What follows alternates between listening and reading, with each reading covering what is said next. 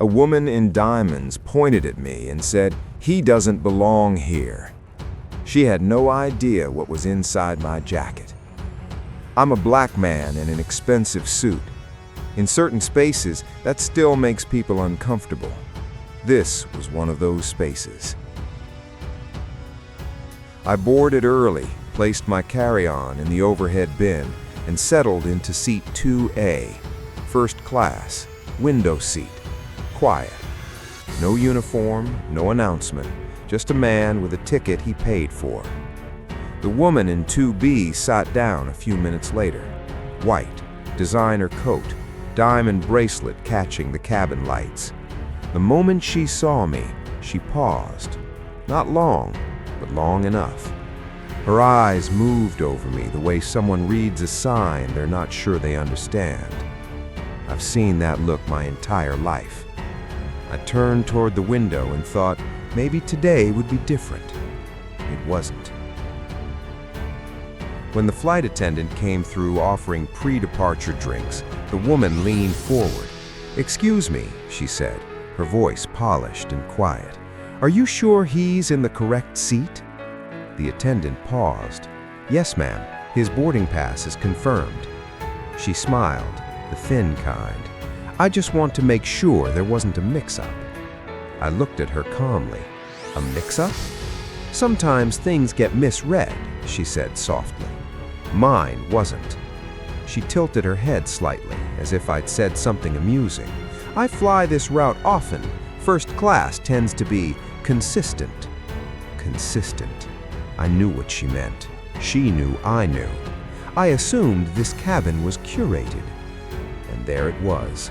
Not a slur, not a shout, just a quiet, precise message. "You don't belong here." Wrapped in the language of preference, delivered with a smile. A few passengers nearby shifted uncomfortably. Someone stopped scrolling their phone. I said nothing, because I've met this before, many times in many rooms. It doesn't always wear a hood. Sometimes it wears a diamond bracelet and a first-class ticket. She pressed the call button. When the lead flight attendant arrived, she said, "I'm uncomfortable. I paid for a premium experience." "Is there a specific concern, ma'am?"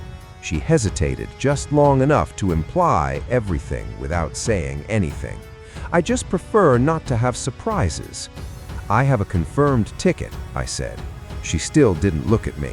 "I'd like him verified." "Not my seat, not my ticket, me." The lead attendant checked my boarding pass again. "It's valid, sir."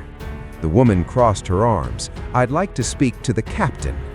The cabin had gone completely quiet now. People were watching.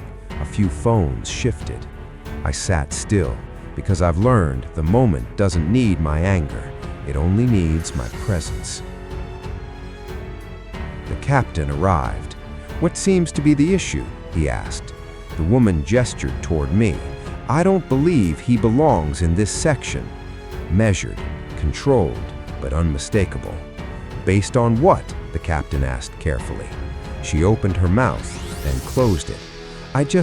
It doesn't seem right." And there was.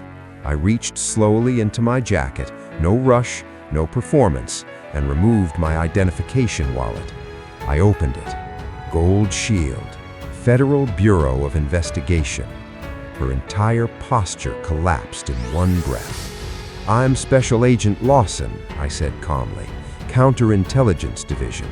Silence filled the cabin. The captain straightened immediately. "Yes, sir." The woman's lips parted. Nothing came out. "You requested verification," I said quietly. "Consider it verified." She tried to recover.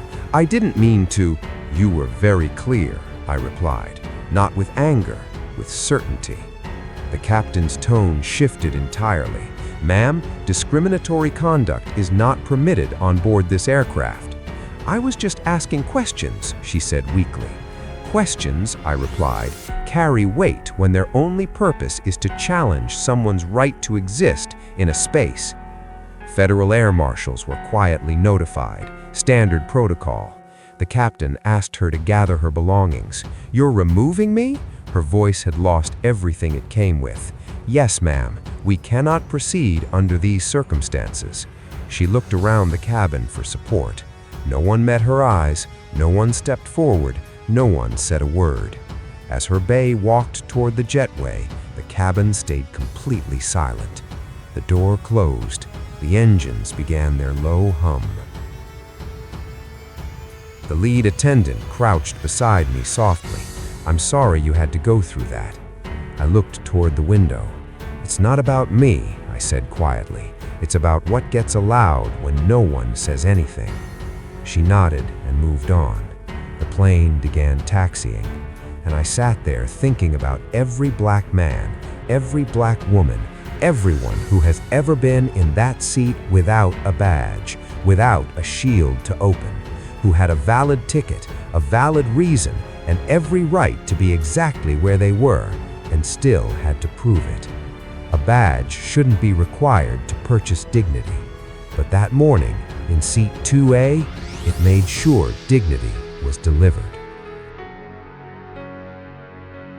Tell me in the comments, if you were sitting across that aisle and watched all of this happen, what would you have done?